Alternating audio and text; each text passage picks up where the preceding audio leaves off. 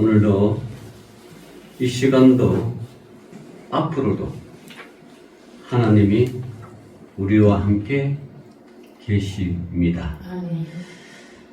자, 그런데 우리가 신앙생활을 하면서 종종 우리는 하나님의 함께 하심을 의심하는 경우가 있습니다. 어떨 때 그러느냐? 내가 처한 환경과 내가 처한 여건이 아무도 도와줄 수 없을 때, 그럴 때 힘들고 괴로울 때 원망이 나옵니다. 이것이 인간입니다. 그럴 수밖에요. 인간은 여러분 강한 것 같지만 가장 연약한 존재입니다. 우리가 조금만 뭘 해도 아프면 기력이 없고 힘이 없습니다. 내 몸속에 조그만 안덩이라도 자라서 그것이 발견되면 멘붕에 빠집니다. 어떻게 살아야 할까? 그래서 우리는 우리 몸속에 있는 암조차도 발견되면 힘들고 어려워하는 것이 우리의 인간입니다. 바꿔 말하면 우리는 그렇게 연약한 존재들이라는 것입니다. 암이야 우리 사람에게만 있겠습니까? 동물에게도 있죠. 요즘 가정마다 반려견을 많이 키우는데 이 반려견 듣기 좋아 반려견이지 개죠. 개, 강아지, 개들 암이 생기면요, 이거 동물병원에서 암이 생기면 동물병원 의사가 부르는 대로 값을 줘야 돼. 200만 원 들지 300만 원 들지 알 수가 없어.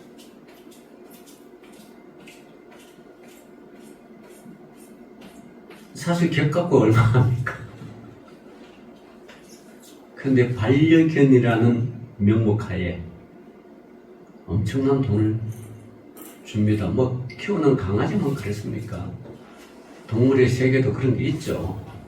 그러나 그 동물들은 암이 발견된다고 암 때문에 괴로워하거나 men붕에 빠지지는 않습니다. 동물은 동물대로 그렇게 살다가 죽는 거죠. 그죠? 근데 반려견이니까 이제 암 치료한다고 그렇게 돈을 들지, 보통의 동물들은 그렇지 않습니다. 근데 우리 인간은 육신은 동물과 다를 바 없는데 암이 생기면 눈무용에 빠지고 인생 다 산 것처럼 느끼십니다. 그게 연약해서 그렇기 때문이라는 사실입니다. 오늘 여러분, 이 출애굽기 17장은 광야를 행진하는 이스라엘 백성들에게 나타나는 하나의 사건입니다. 그들은 하나님을 원망하고 불평하는 백성들에게 하나님께서는 물을 주시고 백성들과 함께 하심을 증명하는 그러한 출애굽기 17장입니다. 하나님은 백성들의 형편을 살피시고 당신의 영광을 위하여 이 일을 해결하십니다. 여러분, 우리나라는 지금 물 부족 국가입니다. 물 부족 국가예요. 그래서 환경부에서 대한민국 땅 곳곳에 물이 부족하니까 댐을 만들고 또 여러 가지 치수를 하려고 합니다. 그런데 댐을 만들고 물을 관리하려면 막대한 비용이 들고요. 또 그 지역이 수몰이 되면 많은 사람들이 그 땅을 떠나야 됩니다. 그 수몰지구죠. 그렇지만 우리나라는 물 부족 국가이기 때문에 그렇게라도 해야 됩니다. 그래서 우리나라는 한때는 지금도 물 부족 국가인데 한때는 물서듯 한다는 그런 관용적 표현이 있었습니다. 과거에 우리 조상들은 물을 쓰는데 그렇게 어려움이 없었으므로 이런 말이 나왔을 것입니다. 한 세대 전만 해도 물을 사서 마신다는 말을 듣지 못했지만 지금은 물을 사서 마시는 시대가 되었습니다. 이제는 물도 돈이고 자원입니다. 물을 어떻게 효율적으로 이용하느냐가 국민의 생존과 직결되고 국가의 안위와 직결됩니다. 그래도 우리는 형편이 낮습니다. 왜냐하면 물을 이용하여 집집마다 수도가 있기 때문입니다. 그런데 저개발 국가에서는 물을 구하지 못합니다. 아이들은 흙탕물을 먹고 배탈이 나는 경우가 많습니다. 이 아프리카 땅들이 그렇죠. 한때는 우리나라도 물 한 동이를 구하려고 십리길은 뭐예요? 물 때문에 저도 어렸을 때 집집마다 물이 없었잖아요. 수도가 없었기 때문에 학교 마치면 그 물 나오는 공동수도 있잖아요. 군산도 그랬을 거예요. 줄 쫙 서서. 제가 원래는 키가 많이 커야 되는데 그나마 170 정도 되는데 이나마 이렇게 키 큰 것도 감사하죠. 왜냐하면 물동이를 하도 많이 져가지고 그 6학년 5학년 때부터 초등학교 물지잖아요. 그 한창 자라나는 시기에 어떻게요? 물동이 좀 물지니까 이게 성장판이 잘 성장하지 않죠. 그러니까 그나마 그래도 170이면 뭐 어디 가서 제 나이에 꿀리지는 않습니다만은 지금 아이들이 물동이 물 안 지니까 키가 얼마나 콩나물 자르듯이 수수수 자르는 거예요. 예? 그것도 작은 거는 그건 유전자적으로 어쩔 수 없는 거고 그렇게 큰다는 거죠. 예.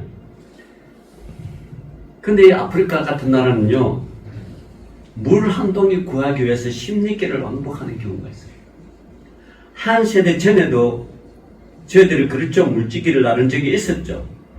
지금 생각해보면 저개발 국가들의 고충을 이해할 수가 있을 것입니다. 지금 선진국이 된 우리나라, 그래도 우리나라는 지금 물 부족 국가입니다. 그렇게 흔하던 지하수가 고갈되고요.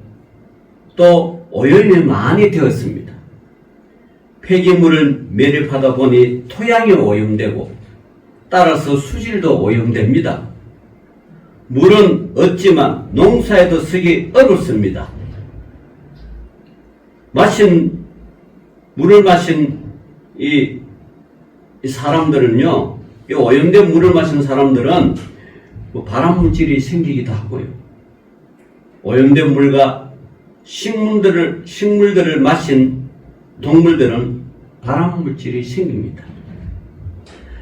그래서 이 발암물질을 담은 식물과 동물들을 먹는 사람도 발암물질에 노출됩니다. 이렇게 지금 현대의학으로 이렇게 많은 암이 발견되는 건 별로 없었어요. 옛날에는 물이 좋았기 때문에. 그죠? 물이 좋았기 때문에. 근데 지금 물이 나쁘니까 그 나쁜 물 먹는 식물들, 동물들, 그걸 우리가 섭취하니까 역시 우리 몸에 알 수 없는 암덩어리가 생기고 자라고 하는 거죠. 이게 다 마실 물이 부족하고 또 물 때문에 그렇다는 사실입니다. 오늘 첫 번째로 백성들의 원망을 보신 하나님입니다. 이스라엘 자손이 광야에서 물 부족을 경험했습니다. 그래도 그렇죠. 광야에서 물을 얻는 일은 여간 어려운 일이 아닙니다. 오직 했으면 이삭이 목축을 하는데 물 때문에 싸웠겠습니까? 그죠? 몇 번 싸웠잖아. 그런데도 이삭은 그때마다 양보했어. 대단한 거죠. 물이 우물은 생명과 직결되는데 그걸 양보했다는 것은 참 이삭이 이게 보통 사람은 아닌 것 같아. 그런데 하나님께서는 그 이삭이 양보하는 것을 보고 그 믿음을 보고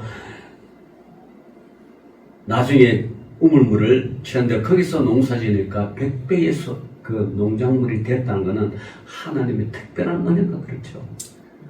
여러분 이 지금 농작물 심으면요 100% 심은 거 100%도 얻기 힘들어요.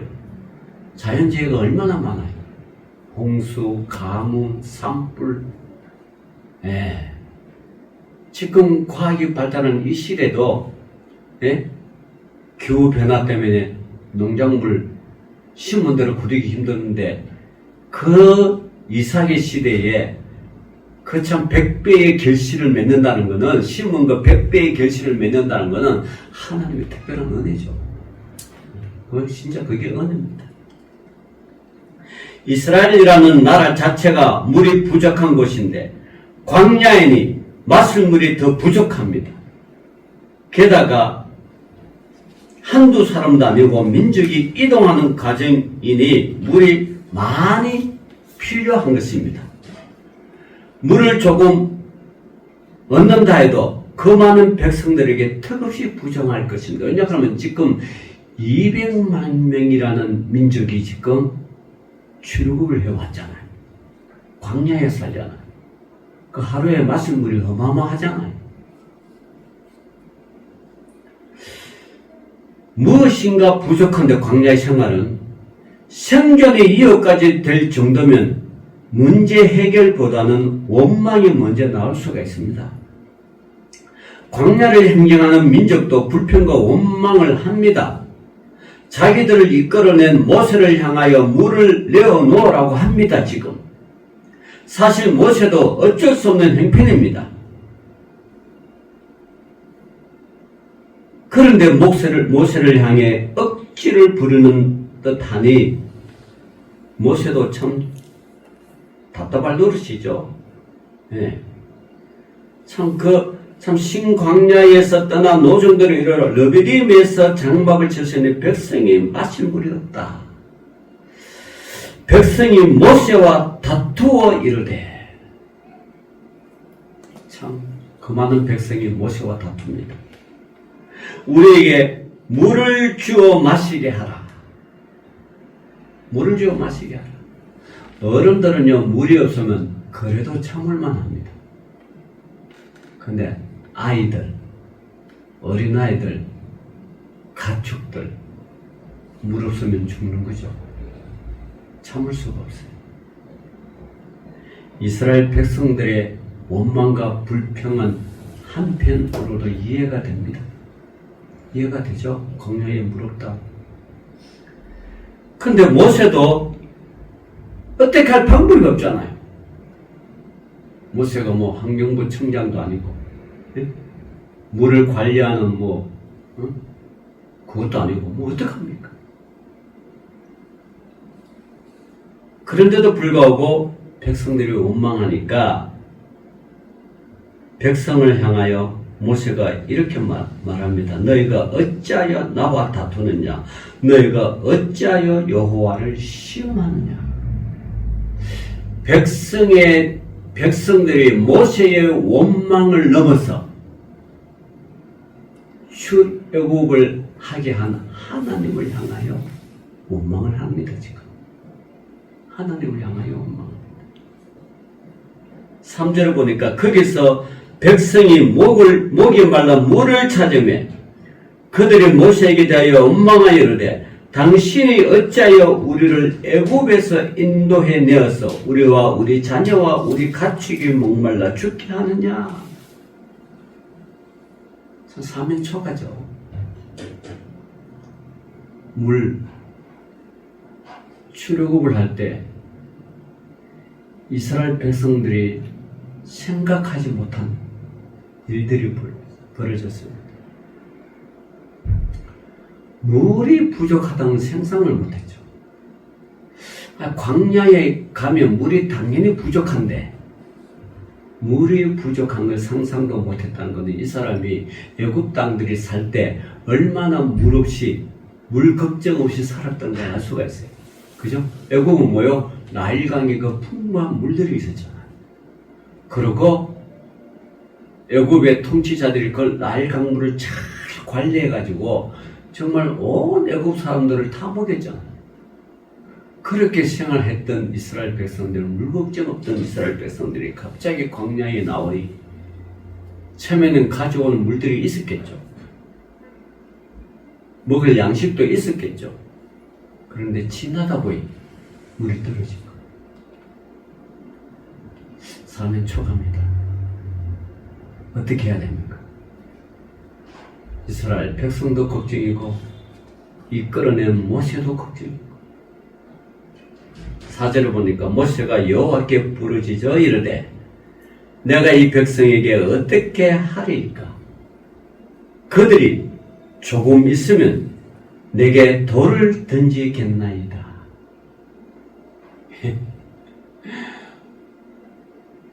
뭐 돌을 던질 만큼이자 극한의 상황이 온 거예요. 이스라엘 백성들이 모세를 하나님 다음으로 섬겼는데 이제 자녀들이 힘들어하고 가축들이 힘들고 자신이 목말라 하니까 이래 죽으나 저래 죽으나 죽는 건 똑같으니까 하나님이고 뭐가 없다 이제 다 같이 죽자 이거야 지금. 눈에 보이는 게 없잖아요 지금. 같이 죽자. 돌을 던지 완전 죽일 만큼 이제 이 극한의 분노가 지금 치밀어 올랐습니다. 이스라엘 백성들이. 자 5절 봅시다. 이것은 이제 모세가 하나님을 향한 탄원이 있습니다. 여호와께서 모세에게 이르시되, 자 4절에 탄원을 하죠. 하나님 어떻게 할까요? 5절에 그 해답입니다. 여호와께서 모세에게 이르시되 백성 앞에 지나서 이스라엘 장로들을 데리고 나일강을 치던 내 지팡이를 손에 잡고 가라. 나일강, 모세의 지팡이에 물이 흐르는 그 가해가 그것이 평온하고 좋을 때는 그 나일강이 생명의 물이었지만 그 당시 출급할 때 나와서 맞닥뜨리는 나일강은 생명의 물은 고사하고 죽음의 물이죠. 왜냐하면 뒤에는 뭐요? 애국 군대들이 쳐들어오고 잡으려고 쳐들어오고 앞에는 나일강 홍해가 가로막혀 그 풍요로운 물장구 치면 놀던 그 땅이 죽음의 물 나일강이 된 거죠. 죽음의 강이 된 거죠. 그때 하늘께서 모세에게 너가 든 지팡이를 어떻게 해요? 나일강을 홍해를 치라. 내밀으니까 홍해가 어떻게 해요? 갈라져. 여러분 갈라질 때 그냥 쫙 갈라진 게 아니죠? 그냥 쫙 갈라진 거 아닙니다. 성경에 보면 애굽 군대에게는 접근하지 못하도록 이스라엘 백성에게 접근하지 못하도록 깜깜한 흑암을 줬죠. 그러니까 누가 누군지 몰라. 한치 앞도 내려가. 우리는 보통 깜깜한 데 들어가면 그래도 눈동자가 어느 정도 안 보다가 적응하잖아요. 적응을 하면 보이잖아요. 근데 이 흑암은 우리가 상상하는 흑암이랑 다른가 봐. 완전히 깜깜해. 내 동료, 내 옆사람을 볼 수 없을 만큼 그런 흑암입니다. 이 농도가 달라요, 농도가. 그러니까 어때요? 한 발짝도 못 나가는 거죠. 사람뿐만 아니라 말들에게도 깜깜하게. 말은요, 보통 아무리 이 위험 물에서도 주인을 태우고 가려면 가는 거예요. 말은 그대로 가는 거예요. 예, 말은 물불을 안 가리죠. 가는 거예요. 전쟁의 포 속에서도 막 빵빵 쏴도 말 타고 직진을 하면 가잖아요. 1차 세계대전인데 보면 그래서 말 타고 막 가잖아요.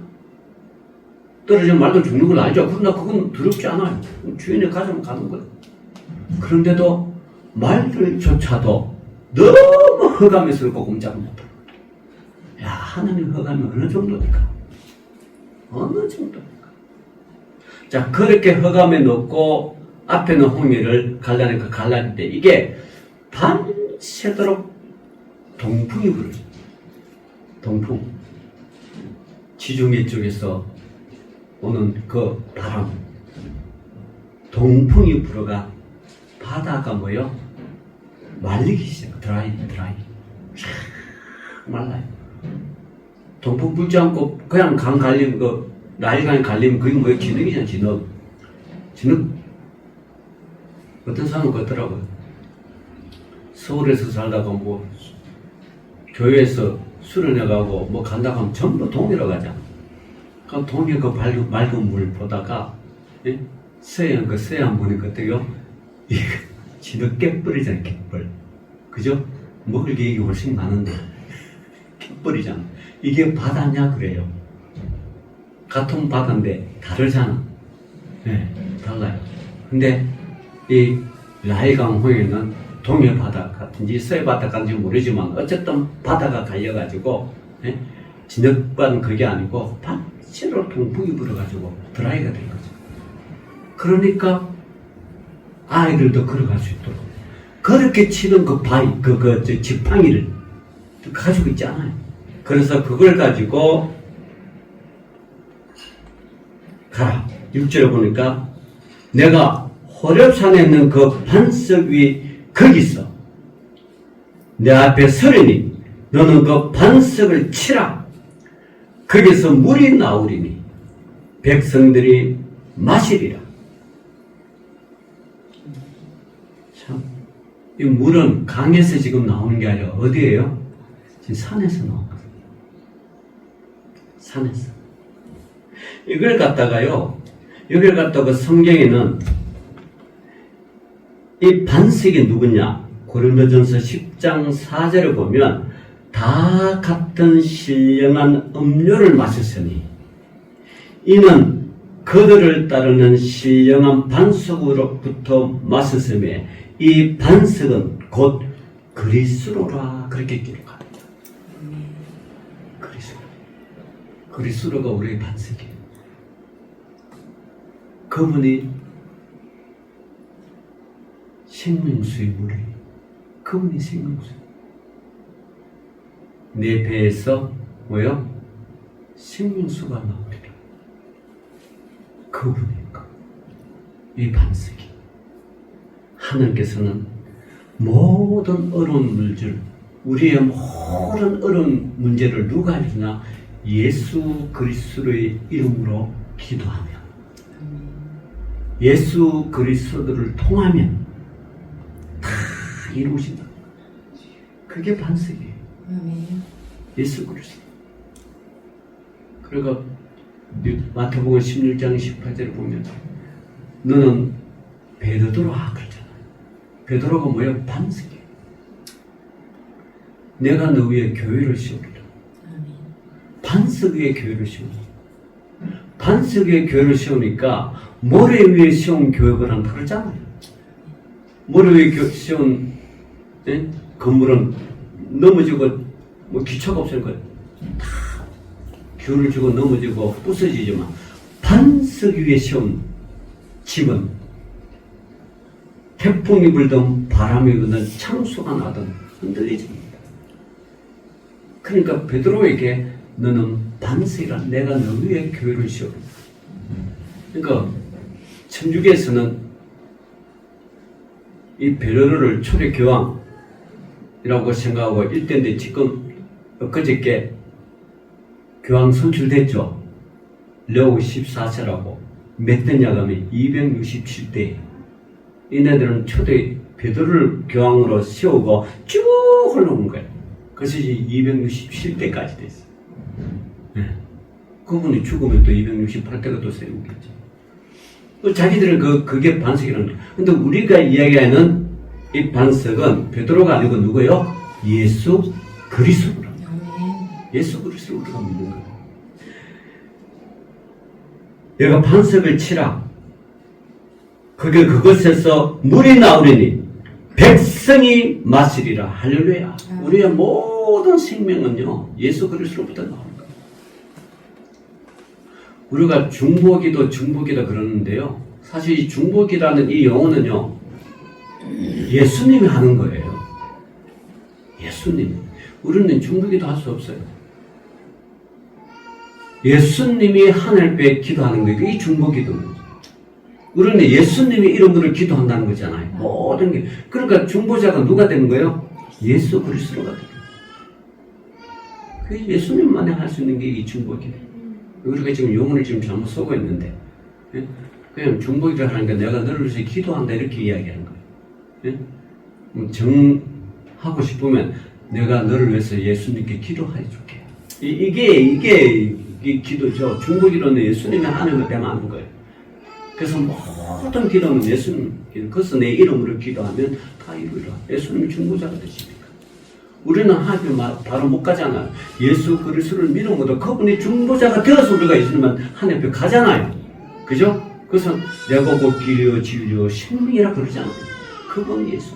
그래서 그것에서 물이 내 백성이 마시리라. 모세가 이스라엘 장로들의 목전에서 그대로 행하니라. 물이 나온 거죠. 자, 7절에 그가 그곳 이름을 마사 또는 무리바라 불렀으니 이는 이스라엘 자손이 다투었으며 또한 그들이 여호와를 시험하여 이르기를 여호와께서 우리 중에 계신가 안 계신가 하였음이더라. 여러분, 우리는요 자꾸 주님을 시험하게 하는 경향이 있어요. 우리가 기도하면 하나님이 들어주실까 안 들어주실까 자꾸 시험하려고. 여러분, 하나님은 시험을 당하지 않아요. 모세가 하나님의 말씀대로 행하고 반석에서 물이 나와 모든 백성들이 마실 수 있었습니다. 이제는 물 부족으로 인한 생존의 걱정은 하지 않아도 됩니다. 그러나 하나님은 백성들의 원망을 기억하십니다. 백성들의 원망 이유가 무엇입니까? 단순히 물이 없었기 때문입니까? 아닙니다. 백성들은 물 부족을 보고 하나님이 자기들과 함께 하시지 않는다고 생각했습니다. 하나님은요, 이 땅과 영생의 하나님이에요. 사람들은 자꾸 육신 죽는 것만 두려워해요. 그러나 하나님이 진작 좋아하는 것은요, 하나님은 영원히 사는 걸 좋아해요. 그게 영생이잖아요. 그죠? 그런데 이스라엘 백성들은 자기 육신이 죽는 걸 괴로워하는 거예요. 그러니까 하나님이 이게 참 안 되는 거지, 열받는 거죠. 하나님이 함께라면 이런 어려움을 당하지 않을 거라는 또 착각이 있어요. 여러분, 하나님이 함께 하셔도요, 어려움을 당할 수가 있습니다. 당할 수 있어요. 하나님이 백성들의 믿음을 단련시키고자 어려움을 당하는 백성들을 잠시 바라만 보실 수도 있습니다. 어떻게 할 것인가? 저런 상황에서 어떻게 할 것인가? 나를 버릴 것인가? 나를 떠날 것인가? 나를 외면할 것인가? 하나님은 바라볼 수는 있습니다. 시험하지는 않으세요. 그런데 백성들은 하나님의 뜻을 알지 못하였습니다. 하나님을 오해하고 자기들의 감정에 의한 하나님을 판단하려고 했습니다. 모세가 이 사실을 알고 있으며 문제의 본질을 정확히 꿰뚫고 있었습니다. 그래서 호렙산 바위가 있는 곳 이름을 마사 혹은 무리바라 불렀습니다. 모세와 백성들이 다툰 것, 하나님이 함께 하지 않는다고 착각하며 하나님을 시험하는 곳이라는 의미입니다. 이게 마사와 무리바라고 합니다. 사실 하나님은 악에게 시험을 당할 뿐이 아닙니다. 야고보서 1장 13절에 사람이 시험을 받을 때에 내가 하나님께 시험을 받는다 하지 말지니 하나님은 악에도 시험을 받지도 아니하시고 친히 아무도 시험하지 아니하시느니라 라고 야고보서 1장 13절에 분명하게 기록이 되어 있습니다. 호렙산 바위의 이름을 들은 후손들은 부끄러움을 기억할 것입니다. 다시는 하나님을 시험하지 않을 것입니다. 하나님을 불신하는 행위가 없어야 합니다. 우리 자신도 신앙을 할 때 하나님을 불신하거나 하나님을 시험하지 마십시오. 그러나 안타깝게도 많은 그리스도인들이 오늘도 하나님을 시험하고 있다는 사실. 하나님 시험하지 마십시오. 하나님은 시험 받으실 분이 아니십니다. 시험은 자신들의 육신의 욕심에 의하여 생기는 것입니다.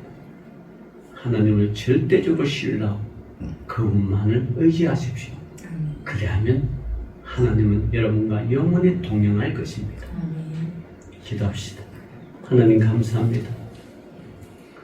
오늘도 이스라엘 백성들이 마사 또는 물과에서 물이 없어 하나님을 시험하였지만 그러나 하나님 시험하는 백성들을 원망하지 않으시고 내치시지도 않으시고 그들을 사랑하여 물을 주신 그 하나님의 사랑 감사함을 드립니다. 이 땅을 살아갈 때 하나님 날마다 하나님을 바라보며 감사하는 믿음의 백성 되게 하여 주옵소서. 예수님 이름으로 기도 올리옵나이다. 아멘. 아멘.